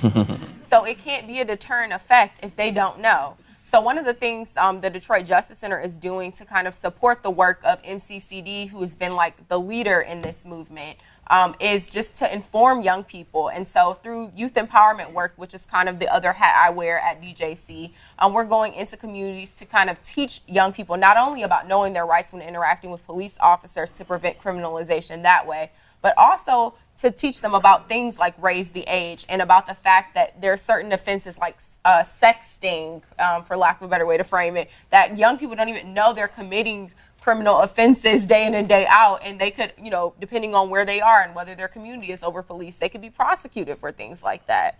Especially in the context of a 16 or 17-year-old, their classmates doing something again like shoplifting, and how that can change the trajectory if one is in the delinquency system and one is in the adult system. So that's an example. Another thing that a lot of people don't know is that juveniles in Michigan, there is no presumed indigence, meaning they are charged bail just like adults. And so that means you could have a 13, 14, 15-year-old in the delinquency system who is being held in a youth jail because their parents either didn't show up at the hearing and didn't bother to pay anything or were never notified. Maybe their parent has substance addiction issues. Maybe they're a negligent parent.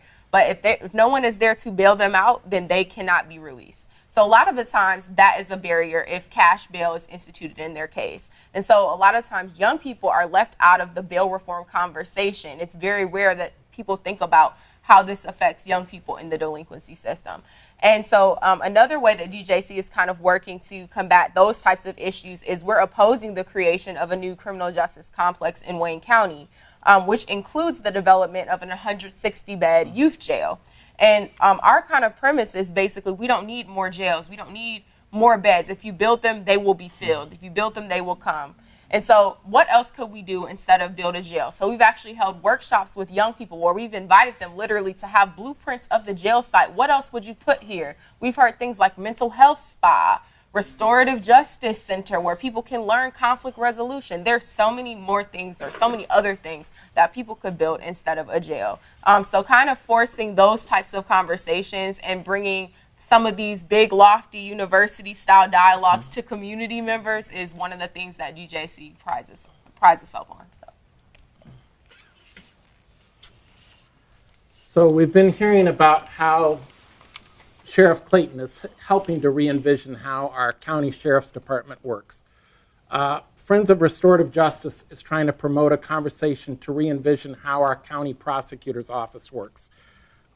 Because we're discovering that around the country, county prosecutors are one of the changing the way county prosecutors operate can be one of the best ways to address the issue of overcriminalization.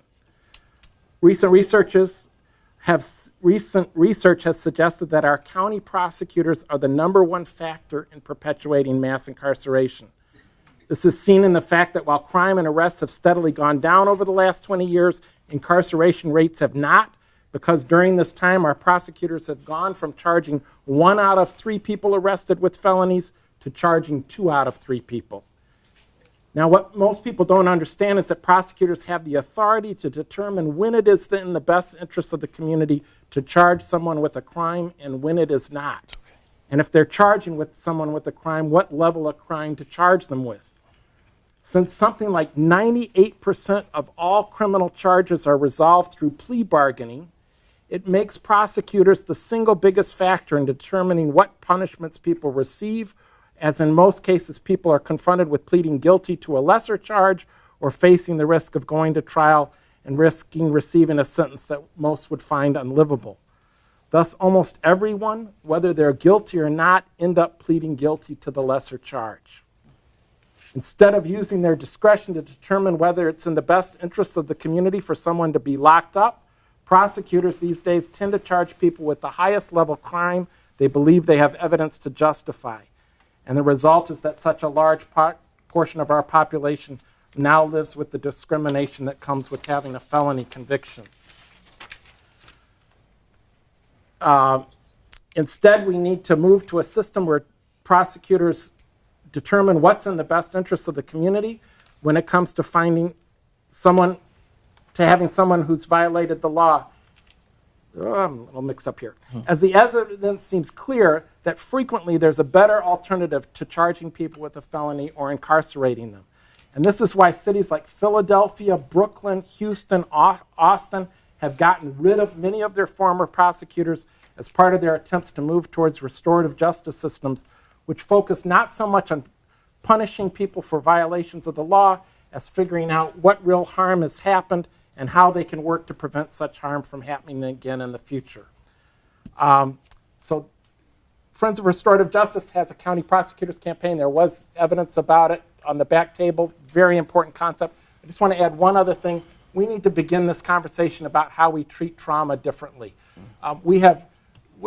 It's hard to grow up in poverty and not be traumatized. And our society's barely begun the discussion of how we treat trauma. 40% of foster children end up in jail. You know, that's an example of just how trauma affects folks. I guess I'm out of words. Okay, so this new emerging focus on trauma, I think, is going to be terribly important, especially in beginning to address how we treat violent crimes, because so often violent crime is rooted in trauma that's been untreated. I think the panel deserves a round of applause.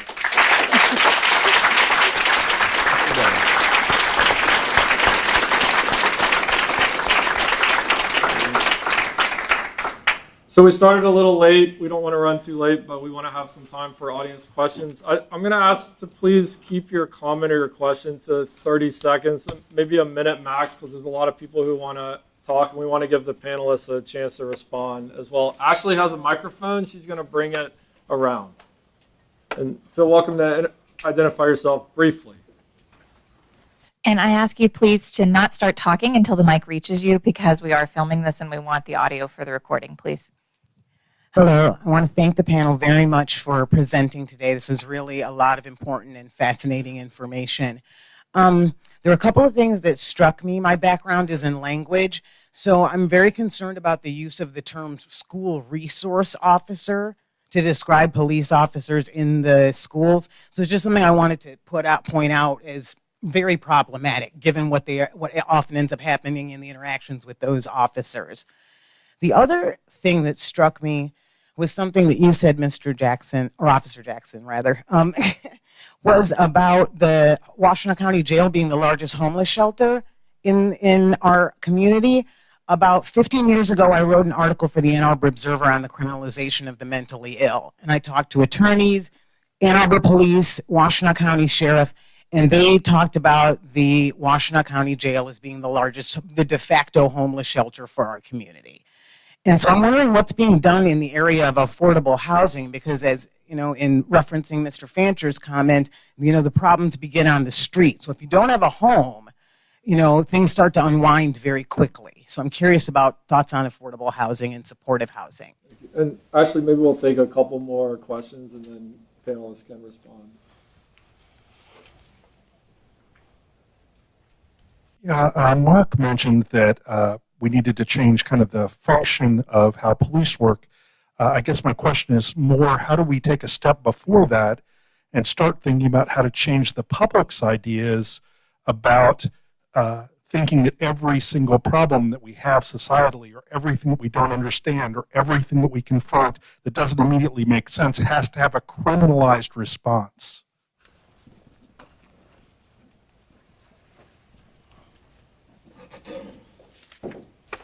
Do you want to let the panel respond to that or take another question? Maybe one more question? Hand, anybody?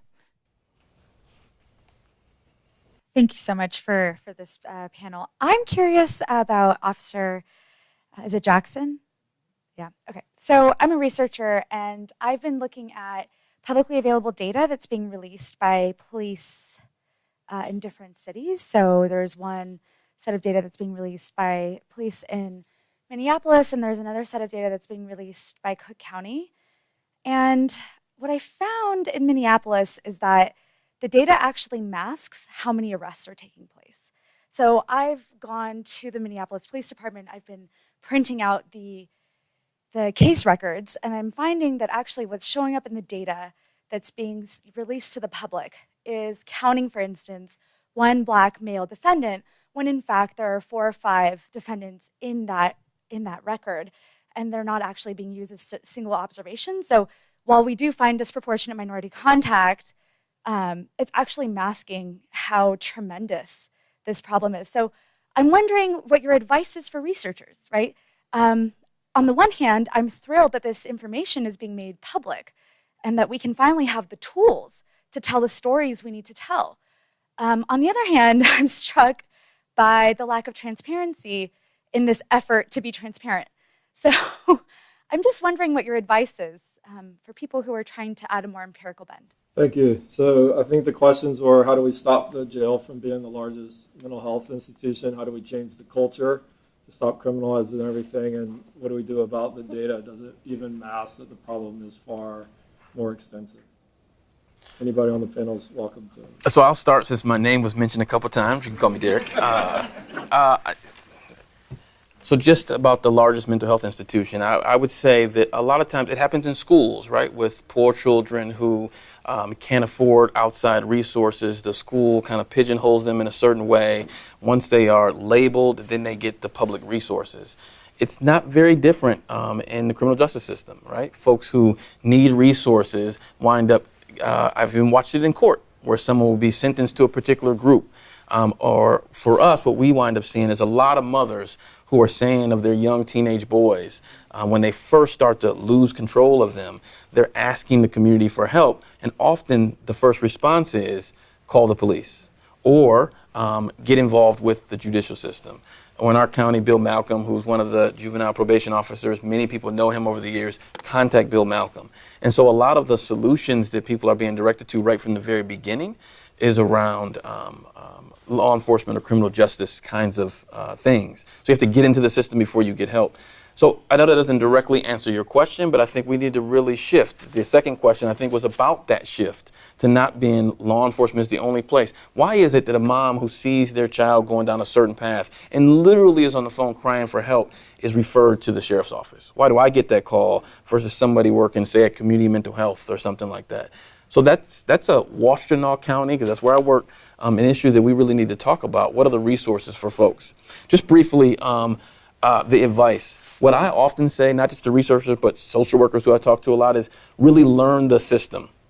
When I started at the sheriff's office and I started really learning all the cogs on the wheel and the intricacies of what works and how it works, the data, how it's collected, how it's not, it's complex.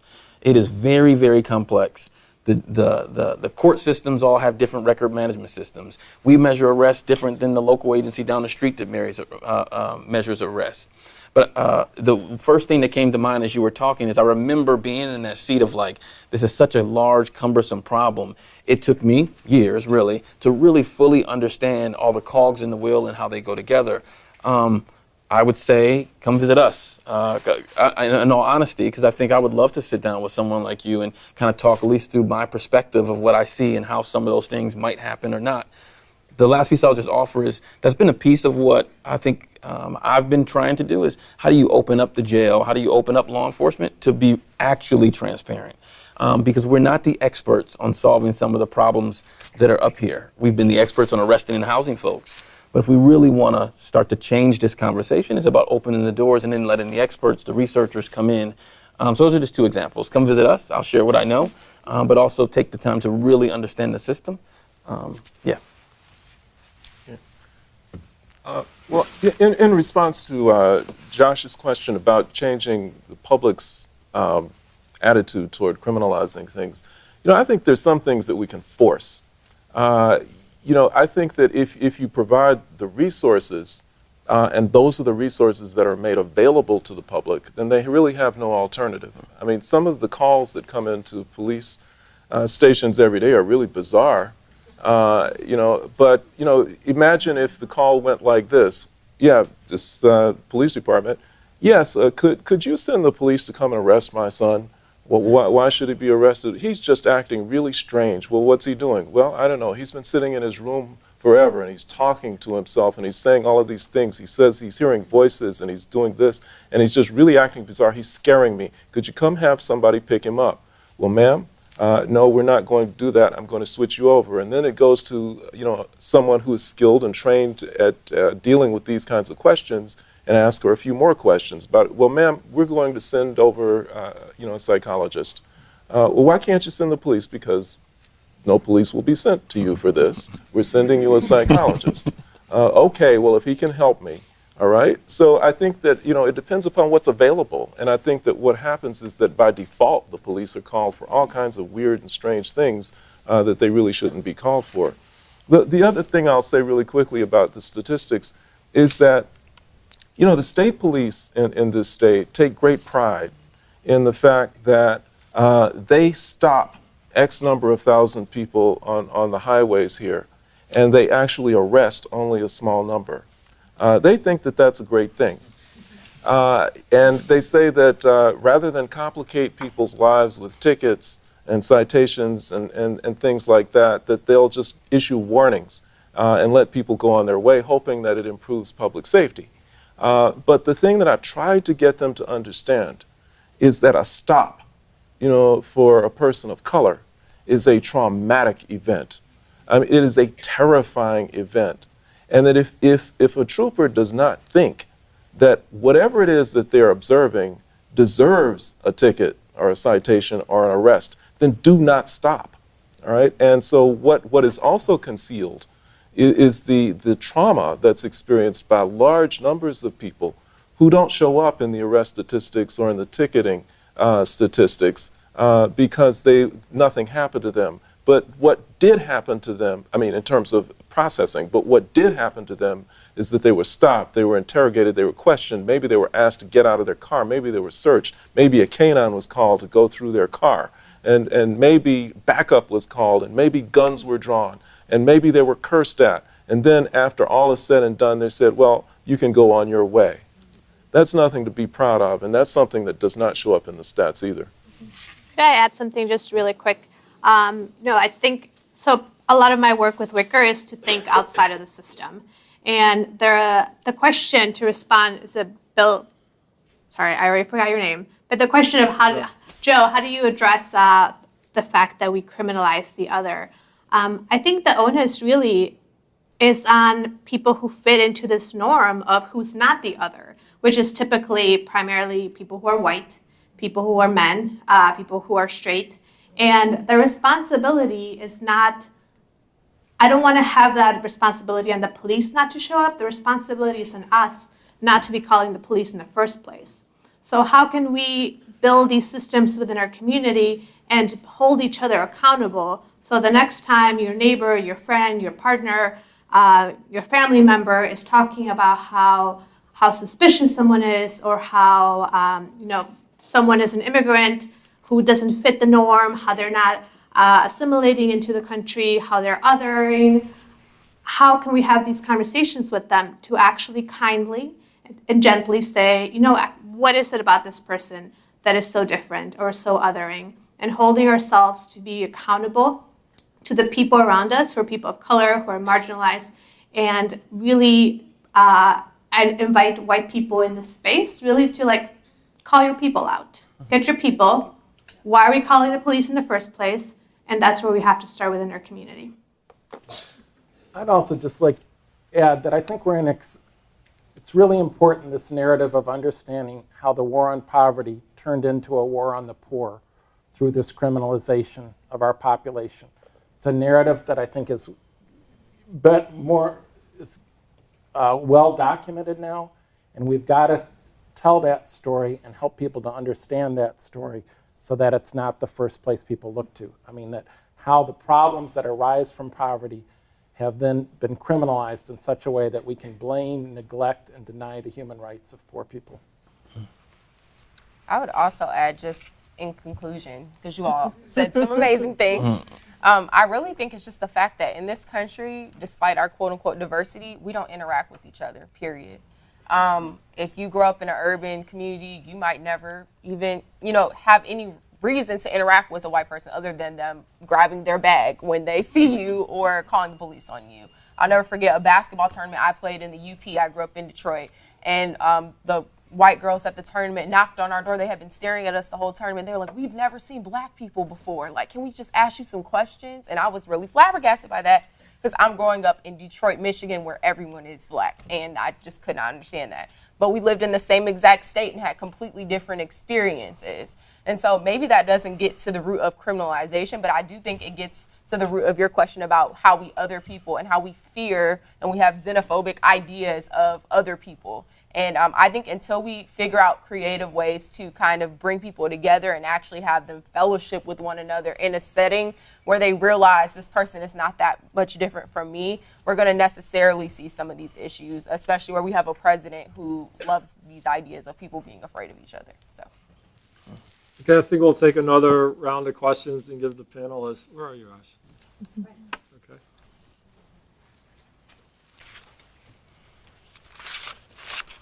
Hi, my name is Eric Williams, UVM class of 1990. So I listened to everyone up there, and you named people that were complicit in what's happening here. It included politicians, it included prosecutors, it included police officers. It seems to me that there's one group of people you left off that list, and I'm reminded because we just had elections the other day, that's judges. So, for example, there's a judge in 36th District Court who I have seen actually raise the bond on someone after they rejected the initial They decided not to plead, and so bond got raised, right? Which is absurd. So clearly, judges who are in Michigan are elected, but most people, other than attorneys, don't actually ever see what judges do and don't really know how judges, whether or not what they're doing is right. So how do we go about calling that out, particularly since lawyers don't want to call it out because they're the people who appear in front of judges. And for example, I'm not naming the person who did it because I'm an attorney and I may well find myself in front of that judge at some point, and I would be doing clients no favors. So, for example, how do we address that kind of issue?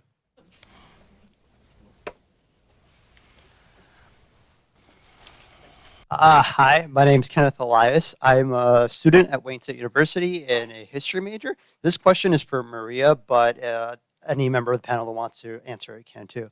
So I'm Arab American, and recently in the Arab American community of Metro Detroit, there's been a lot of deportations and ICE harassment, things that many members of our community really haven't faced before, at least to this extent. And so my question for you is that do you, coming from Southwest, do you see any possible like interracial coalitions between Mexican Americans and Arab Americans who are experiencing this for the very first time, don't have the established institutions or really the long tradition of fighting against this that Mexican American community in Detroit has? That's a great question. We'll take a. Was there one more hand on this side? I thought I saw somebody. Where? This way? You. No. Here. You? Hi. Sorry. My name is Christine Joseph. I work at Henry Ford Health System in Detroit, Michigan. I'm new to this area, so I'll just put that out there. I don't know anything. My question is about the juvenile justice system.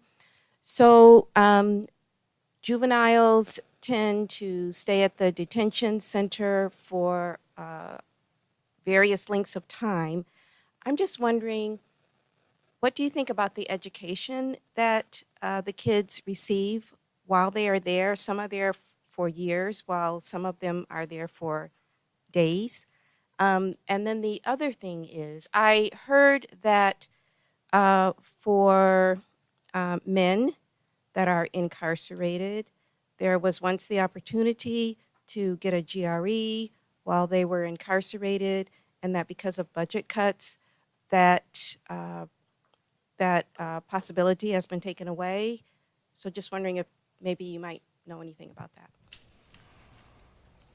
Okay. You want to take one more in the back, Ashley, and then we'll give the panelists the last word. Thank you.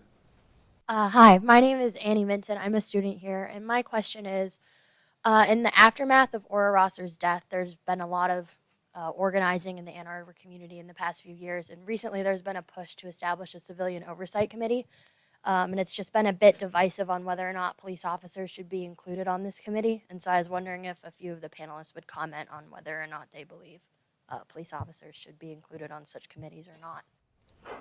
Thank you. So very specific questions, and this will be the last round about judges, about coalitions and immigration deportation, about juveniles and education in the system, and about the important R. Rosser case here locally. You want to start, Maria? Sure, yes.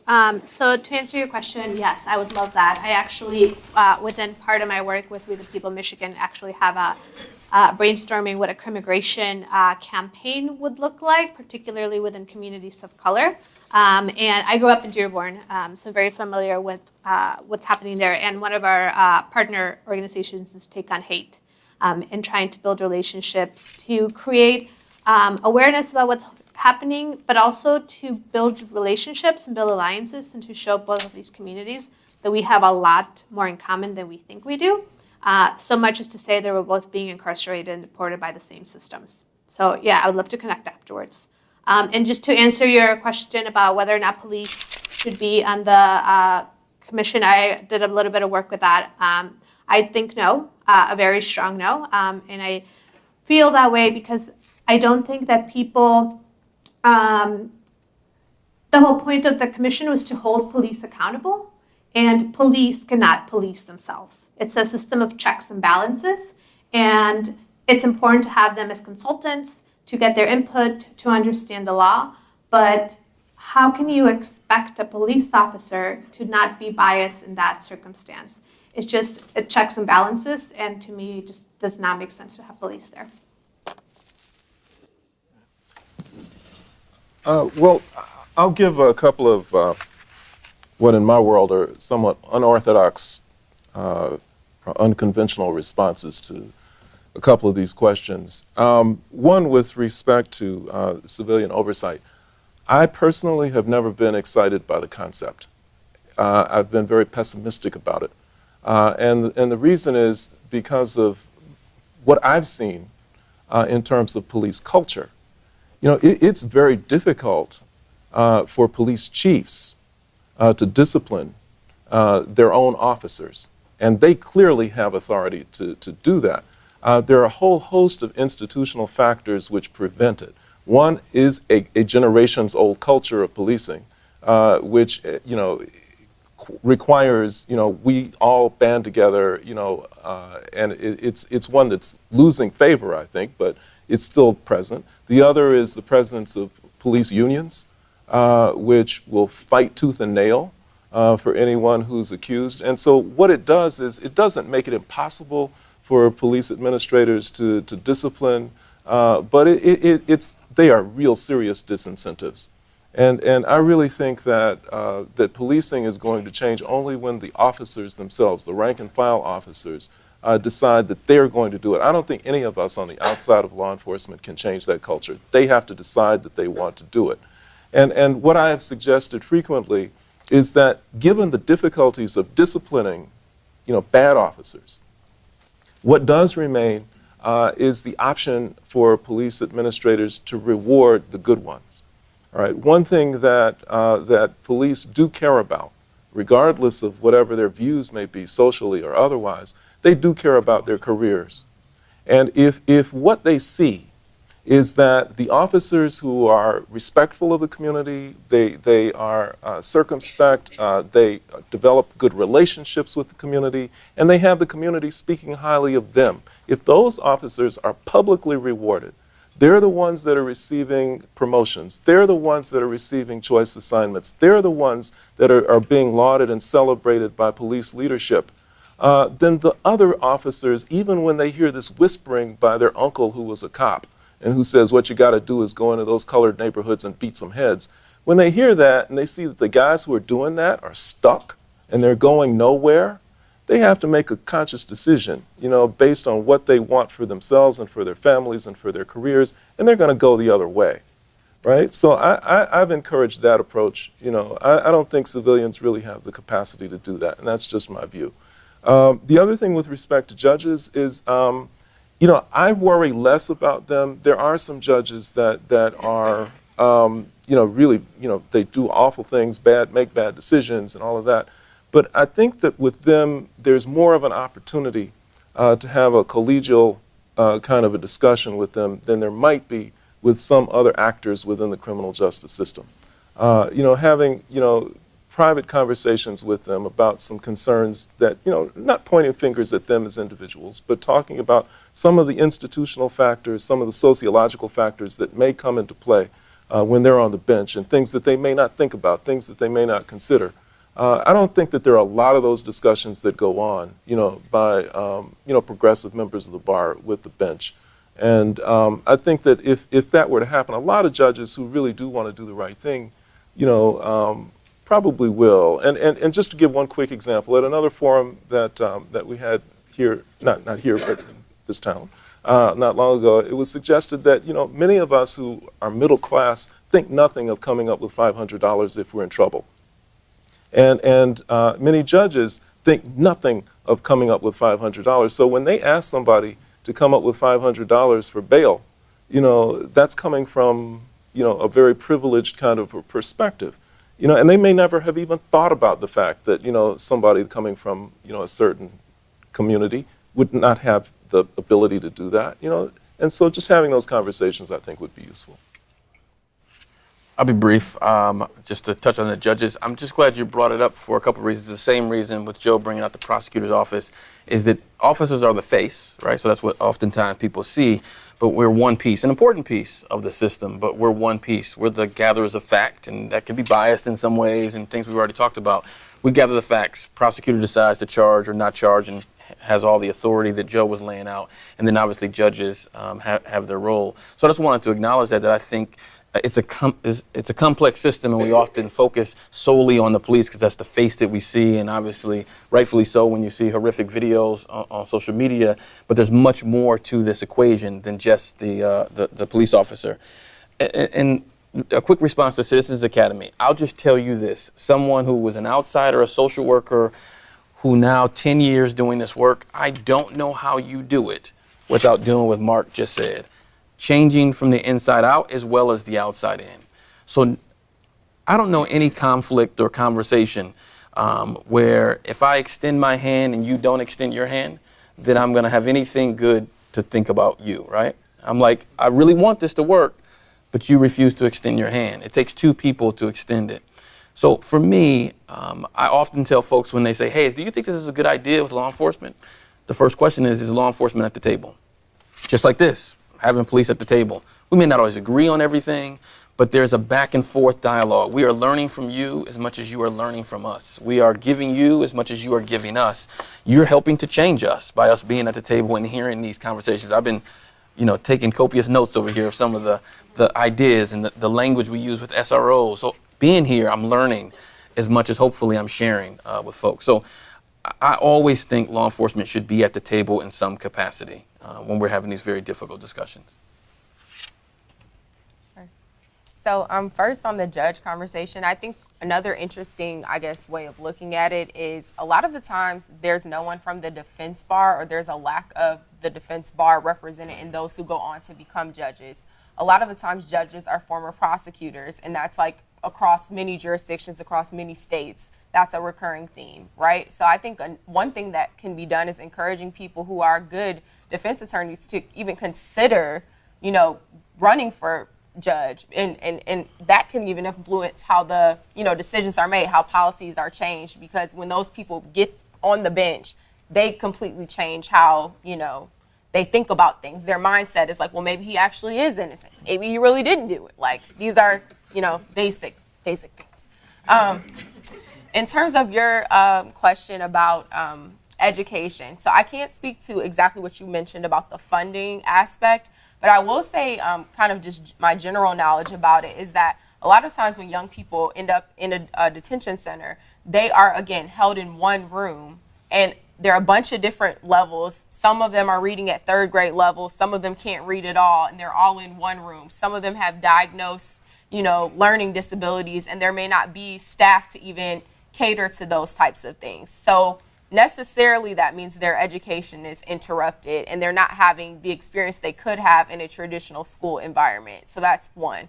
Two, when you mentioned the different levels or lengths of time that young people are there, so again, it can range from 7 days in a youth jail to a year, like you said. And so where that is the case, the work packets or whatever that they are given also is not up to par, right? Because you have some people who are just dropping in for a moment and other people that are there for a whole year. So necessarily that means that the kids who are there for 7 days are not going to gain really anything during their time.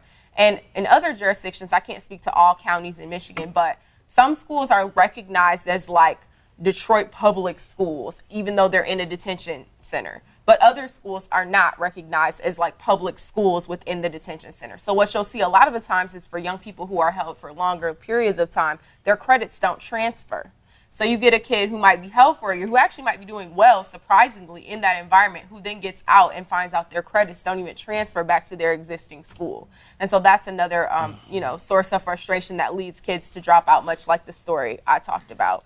As far as higher education, briefly, there are many opportunities for returning citizens and things like that before they are released to have gain their associates or to gain different types of things. But again, it goes down to the length of time that they're incarcerated. So if you have a person who spends 2 years working on a general studies associates thinking it's really going to help, when they are released, they're realizing this degree really means nothing. And so that can be very frustrating for them as well, to return and then not only have this, felony label on their back, but to feel like I have this education, I've been doing what I was supposed to be doing, and I still can't progress. So those are just a couple examples of educational barriers in the system. So on judges, it feels to me that since incarceration and the threat of incarceration has become kind of the hammer with which every problem is being addressed, it'd be really helpful if judges and prosecutors had some experience of incarceration, or at least were challenged to study the effects of incarceration on folks so that they weren't being so naive about this. It would be nice if our law school had a class that taught about different kinds of sentences and the effects of different kinds of sentences in terms of alternatives to incarceration. That's not a class that's being taught at our law school. I also just wanted to mention, I don't think GED's been canceled in the prison system, but what has been canceled is access to college education. And we know that college education is one of the single biggest factors in terms of breaking the cycle of recidivism. And I'm saying this because this institute and students here at University of Michigan can potentially open up a real door to really getting access to college, us being one of the universities that can give access to university education for people in prison. So I want to say, among many other things, that we're working on the question of college educations in prison and a lot more. I hope that you'll sign up in the back if you're not haven't already, so you can be on the list. If you're a graduate student, you want more details about the December meeting, maybe just mark on the sign up that your email and that you're a graduate student. If you're an undergraduate or community member and you want to talk with one of us about this, please do. Thank you for coming out, everyone in the audience, and I really want to thank the panelists for illuminating important discussion.